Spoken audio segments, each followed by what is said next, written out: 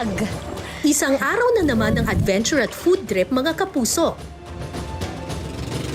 Ang ating destinasyon dito sa Laguna de Bay.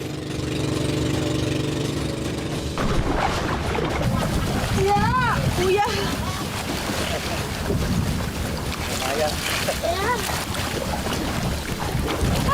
Dami pa! Yung sanga ng kamatsili, marami yan siyang mga tinik-tinik. Tapos nilagay nila dito ng isang bungkos. Kailangan lumabas mo yung ulo. Kailangan lumabas yung ulo ng alin? Bungo. Yung bunbun. Bunbun Para- tinik ang tawag nila. Ayan na. Ito, yan. Yan yung mga sanga ng kamatsili. Ang liliit. Meron- Parang malaki lang ng kaunti sa alama.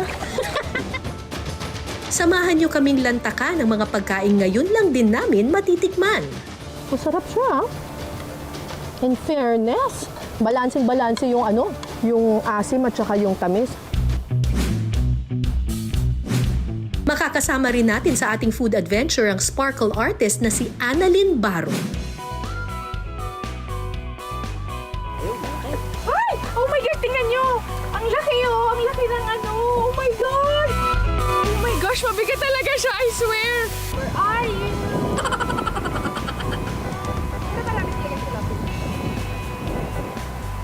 Ay! Meron na naman! Oh my gosh! Hello! Oh, hey, no! No, don't go out!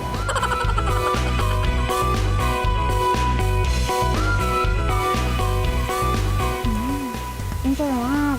Oh my gosh, ang sarap! The best! Mababaw na dito sa bahaging ito ng Laguna Bay. Ang misyon natin ngayon ay kumuha ng dalag. Alam niyo ba yung dalag? Yung dalag, sa English ang tawag sa kanya snakehead kasi parang mukha siyang ahas pero isda siya. O kaya mudfish kasi minsan makikita yung mga dalag sa mga palayan, dun sa mga putikan.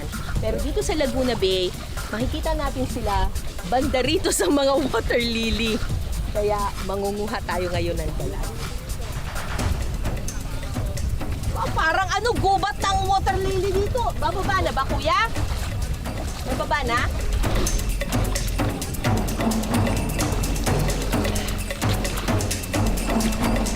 Kasing laki ng bata yung mga water lily dito.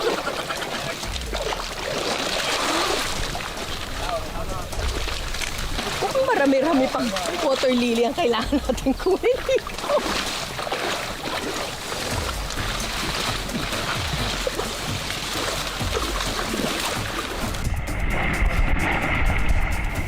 Ito pong lahat ng water lily na natatanaw ko ngayon kailangan tanggalin ilabas natin. Opo. Tapos saan mapupunta ang isda? Yung lahat rin na papasok ko yan dyan sa tarupet kasi paliliitin natin yung pinakalambat. Pakikiputin natin siya. Hindi ba makatakas na sila? Di naman, kasi itataas din sa siya eh. Mataas yung lambat na yan. Sige.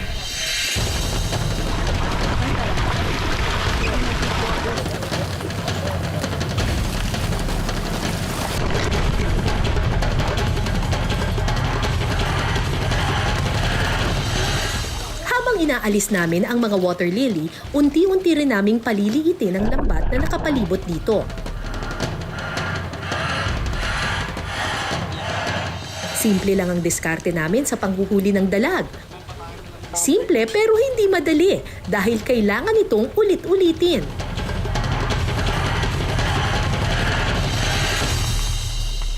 So ang gagawin natin kuya, pag na-clear natin lahat ng mga water lily, yung mga dalag, yung mga isda, pupunta dito sa kulay berde na lambat na ito. Opo, kung tawagin po yan, tarupet. Tarupet. Oho. Hindi po kaya pupunta sila sa ibang lugar? Hindi tapos po. makakawala na? Hindi po, kasi po kulong po tayo ng lambat.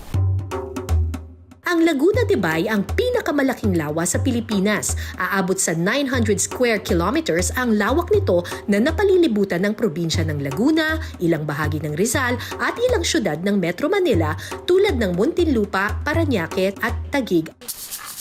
Samantala, Dami ko nakuha! Isang tren! Ang taba, di ba?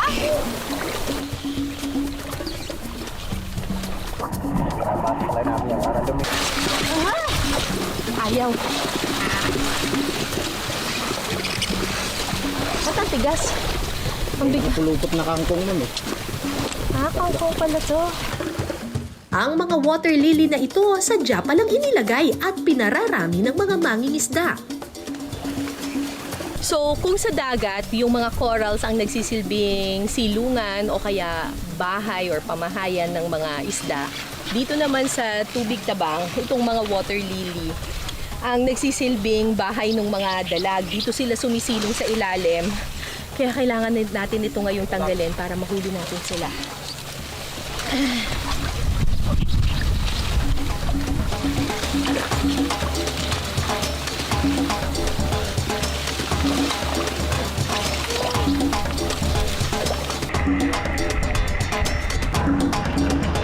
Pagkatapos ng ilang minuto, may huli na kami. Huli! Ay! Ay! Teka! Ayan! Huli ka! Oh.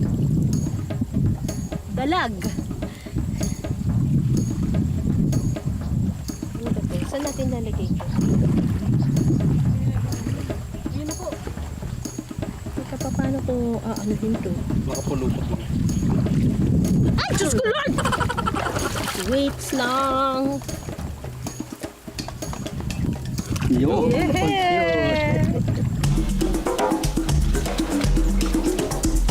Extra challenge talaga. Parang lumaki na nga ang mga braso ko sa pag-aalis ng water lilies.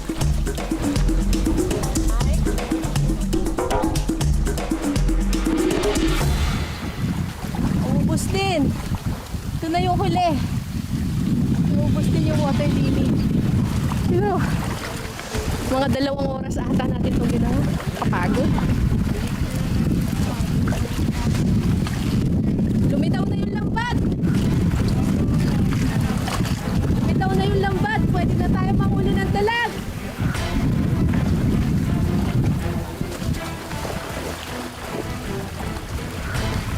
So ngayon, nakikita ninyo, lumiit na ng lumiit yung lambat. Magsisimula na ngayon yung mga mangingisda na humuli ng mga dalag. Merong huli dyan, kuya! Wow! Ang laki! Vice, pakiyan din. Teka, kuya! Baka tumalon! Ang laki!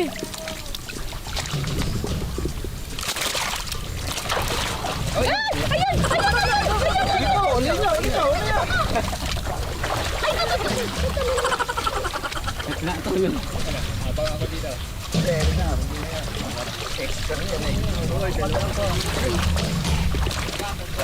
Bin, ang larito, Bin. Ang mga isdang nabulabog, diretso raw sa nakalatag na lambat sa dulo.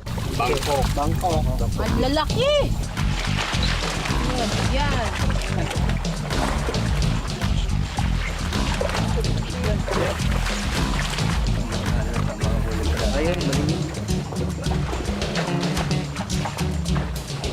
So ito yung nahuli nila ng mga dalag.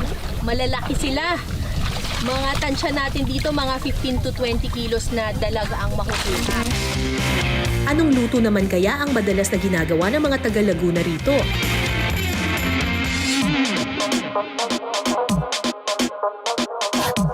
Kapag sinabing afritada, galing ito sa Espanyol na salita na to fry, 'di ba? Kaya nga afritada. Pinirito muna namin yung dalag. Yun ang unang-unang step na gagawin ninyo kapag nagluluto kayo ng kahit anong afritada, kay manok man yan o isda, prituhin nyo muna yung main ingredient ninyo. Pagkatapos nating maprito yung dalag, ang susunod nating gagawin ay prituhin muna natin yung ating carrots at saka kamote ito. Kamote. Pag guminit na po yung mantika, Opo. kamuti na po ang ating isunod. Kamote talaga ginagamit nyo dito, hindi patatas. Kamuti talaga po. Para may dagdag na tamis. Pagkatapos, yung carrots naman.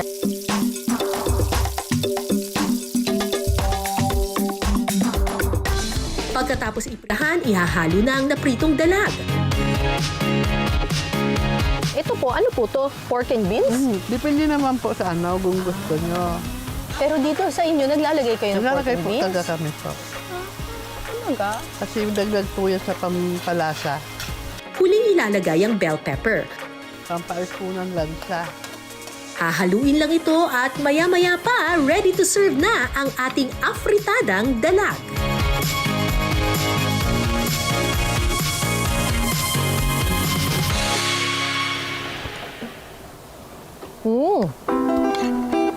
In fairness in fairness sa luto ni ate, kalain mo bumaga yung pork and beans dun sa sa tomato sauce. Balanseng-balanse yung yung asim at saka yung tamis. Nakakapagpadagdag dun sa tamis yung carrots, tsaka yung pork and beans. Masarap siya. In fairness, medyo na-weirdohan ako kanina na nilagyan ng pork and beans pero okay naman pala siya. Pagalo. Hindi lang daw isda ang mahuhuli sa Laguna Bay. Sa isang malalim na bahagi nito, may mga maliliit na hipon o sipitan kung kanilang tawagin.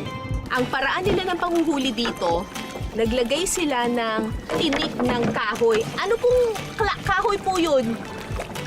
Tinik ng alin? Kamatsili. Kamatsili. Kailangan lumabas mo yung ulo. Kailangan lumabas yung ulo ng alin? Bongbong. Yung bunbun. Bunbun Para- tinik ang tawag nila. Ayan. Ito, yan. Yan yung mga sanga ng kamatsili. May nahuli kaya yun? Eh, parang bala ng 45 yan. Paano Pag init 45? pumitik na gano'n, di yung bas-basa makikita. Pag init pumitik, O ano, pumitik po ba? Yan. yun.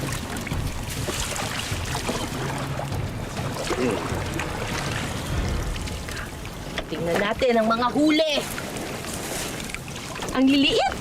Ayan. Ayun. Okay. Tingnan natin ang ating huli. Ang liliit pala. Meron. Parang malaki lang ng kaunti sa alamang. Alam mo, parang pwede itong yung pang-ukoy. Ayan nga. Parang yung pang-ukoy, ang liliit. Ang mga matitinik na sanga ng kamatsile nagsisilbing trap para sa mga maliliit na hipon. 2 taon na raw mula nang ilagay nila ang mga ito sa gitna ng lawa. At kada 2 linggo sila nangingisda. Mabigat po ba yung tinik? Ako naman kaya maghila ng tinik. So ang gagawin natin, ilulublob lang natin yung pangsalo, tapos iaangat natin yung tinik. Ay, teka. Ito, luma ito. Tapos pati. Hawakan niyo. Hawakan ko. Salbawin niyo. Ayan. Ganyan. Ayan. May nalaglag na kaya? Oh, meron yan. Ayun, may puputik! Uy, may puputik! Ayun, meron! Meron nga! May huli. Hindi lang natin nakikita, pero meron. Ito na. Ang mga nahuling hipon gagataan ni Ate Rosemary. At ang pampalasa, ampalaya at kamyas. Ano kaya ang lasa? Abangan mamaya. Kaya natatansya ko sa'yo Samantala, makakasama rin natin sa ating Laguna de Bay adventure ang sparkle artist na si Annalyn Baro. Charan! Ano yan? Engagement ring! Linggo-linggo siyang mapapanood sa comedy program na Bubble Gang. Pinili ko para mag-propose ka na sa akin. Ishima, naiingit mo siya sa akin, ha? Gumaganap rin siya bilang attorney Era sa afternoon prime series na Lilet Matias, Attorney at Law. Pero ngayong gabi, Your Honor, time out muna sa mga kaso. Kayanin mo kaya, Annalyn, ang aming mga hamon dito sa Pinasarap? Andito ho tayo ngayon sa Laguna de Bay at andito tayo sa Calamba, Laguna. At yung ginagawa ko ho ngayon ay, ang tawag ho dito ay pangangana. Manguhuli ho tayo ng mamale. Ang mamale ho ay isang big head carp. First time kong magganito, kaya sobrang na-excite ako na tinuruan ako ni Kuya Silvestre ng mga, Pangangana po. pangangana. Yan, hagis niyo po. Oh guys, hagis na nito. Ay, ang layo. Ang layo nang napuntahan ng hagis ko. Tapos yun yung palatandaan nyo po, yung parang red na flag doon. Ayan, kung makikita nyo guys, andun yung parang palatandaan ni Kuya kung saan na umabot yung parang, ano dahil dito? Pante. Pante. Wow, ang galing. Hindi ko alam na yun pala yung tama. Mga ilang mamali kayo yung mahuli natin dito. Warm up pa lang yan, Annalyn. Ngayon, ready ka na bang manghuli ng isda? Ganito daw po yung pag-sasamsam. Sam-sam-sam. Parang mabigat. May fish na ba? Sa unang net, wala. Ganon. Hindi tayo nagtagumpay sa first net, pero wait lang. Meron pa tayong second net. For sure, meron yan. Oh my gosh! Sorry, nagpanik ako. Nagpanik ako. Nagpanik ako kasi akala ko ano. Hala, ayan na siya. Ayan na po siya. Ito na po yung mamali. Hi! Hello! Oh my gosh. Ito po. Ay, tatanggalin ni Kuya kasi baka mahulog. Ay! Ayan na siya. My first catch. Charot! Catch ni Kuya yon kaninang 1 a.m. Ito po yung pinakaunang isda na nakuha natin sa 1 a.m. niya na ano yun? Pagkana. Hello! Nasaan po? Hello! Ay! Oh my God! Tingnan nyo! Ang laki oh! Ang laki ng ano! Oh my God! Ito yung sinasabi ni Kuya na minsan talagang may nahuhuli silang talagang ilang kilo? 20 kilos po. 20 kilos. Siguro sa tingin nyo Kuya, mga ilang kilos to? Mga 6. Mga 6 pa lang to ha. Pero grabe, sobrang laki talaga. As in! Guys, oh my gosh! Super laki talaga! Uy, baka, ano, okay pa ba siya? Okay pa ba siya? Parang pagod na siya. Parang ayaw ko na. Sige na, hulihin niyo na lang ako. Ayan na siya, ang laki. Paano ba yan hawakan, Kuya? Dito, sa aming bungang. Nasa may hasa. Pero baka tumalon, no? Hindi na. Ay, wait lang. Oh my gosh, mabigat talaga siya, I swear! Uy, ito yung pinaka first time kong ano, yung hawakan live ha, guys. Tingnan nyo gaano siya kalaki. Oh my gosh. Okay, ilalagay ko na siya. Ay! Sorry po. OMG. Galing na. Ang mga nahuling mamali, diretso na sa kawali ni Kuya Henry.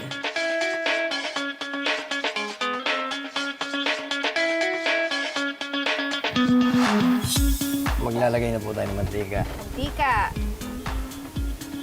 Sunod po natin ang margarine. Margarine. Sunod natin ang bell pepper. Para sa kulay ng sweet and sour sauce, lalagyan ito ng ketchup. At saka palalaputin gamit ang cornstarch. Huling ilalagay ang pineapple chunks. Ayan, so tapos na ang ating sweet and sour sauce. Kanina kasi si Kuya Henry ay nagprito na rin ng mamali. Maya-maya pa, luto na ang ating sweet and sour mamali. Ayan. So, syempre, lalagyan natin ng sauce. Ayan. I'm excited kasi this is my first time to try itong fish na to, itong mamali. Ang sarap. Oh my gosh, ang sarap. The best. Tama nga si Kuya, hindi ko nalalasahan yung langsa niya kasi nga binabad niya rin ito sa lemon. Tsaka, other than that, napakasarap ng isda na to ah. First time ko to guys. First time kong mangisda sa fish na to. At first time ko ding tikman tong fish na to. So, itong mamali. Grabe, ang sarap. Super good. Tikman nyo rin to guys. Worth it.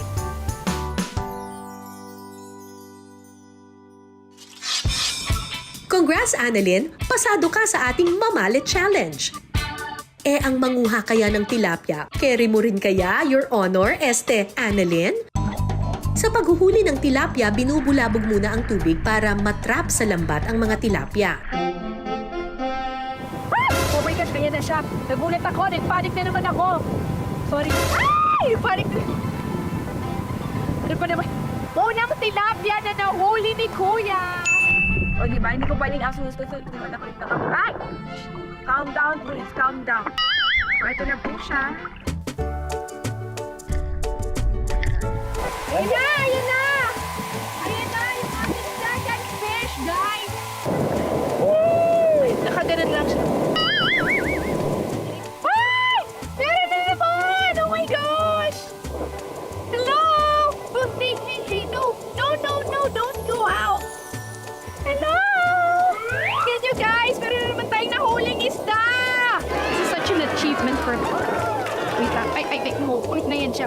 Makakatakas siya! Makakatakas siya! Ano pa nga ba ang pwedeng luto sa tilapia at kangkong? Sinigang na yan! Pero ang version ng sinigang na ito, bayabas ang gagamiting pampalasa. Ayan na, ito na yung pinaka-most awaited part ko, yung cooking session.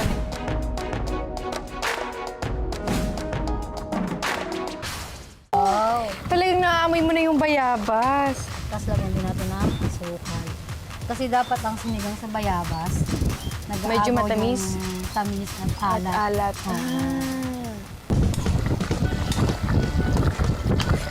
Tapos lagyan na rin natin yung piniritong isda. At ang patola, Patola. kangkong. Para isang kulo na lang yan, okay na Okay yan. na. Hintayin lang itong kumulo at kapag luto na ang mga gulay, ready to serve na ang ating sinigang sa bayabas na tilapia.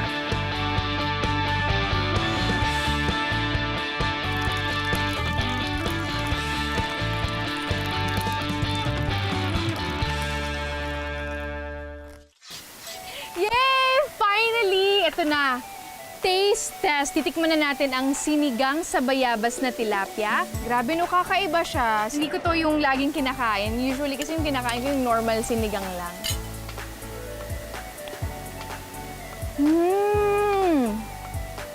Totoo nga yung sinabi ni ate. Yung lasa niya, nag-aagaw yung tamis at yung may maalat. Masarap siya. Siyempre, mas masarap may kanin, di ba?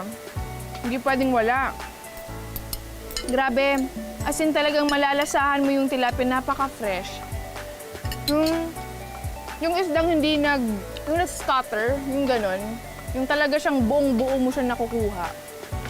Sarap. Grabe. Bukod sa mga isda, may nahuhuli ring maliliit na hipon sa lawa ng Laguna. At ang mga nahuli naming hipon, iluluto na namin ngayon.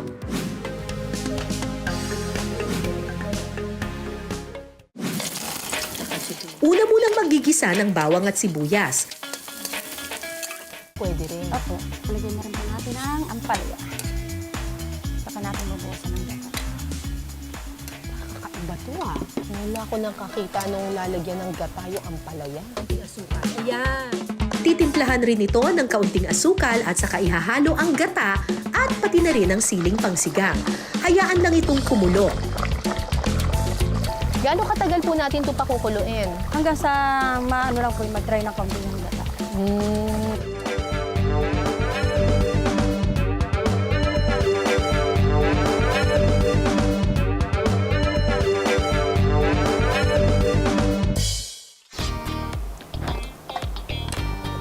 Ay, sarap!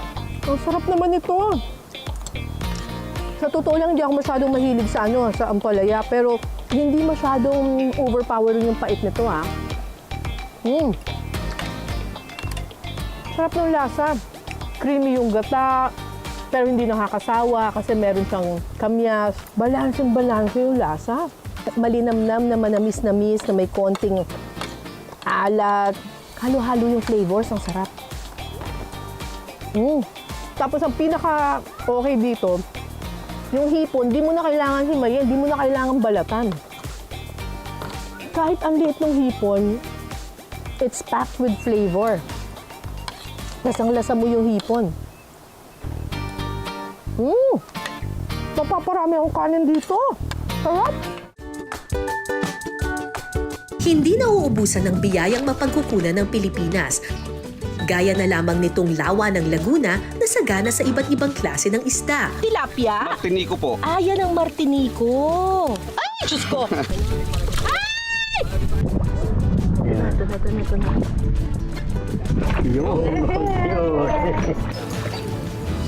Samahan lang ng sipag at pangangalaga sa ating kapaligiran,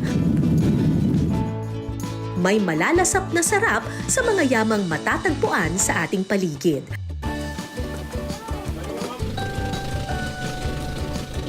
Hanggang sa susunod nating kwentuhan at salo-salo, ako po si Cara David. Ito ang Pinang Sarap.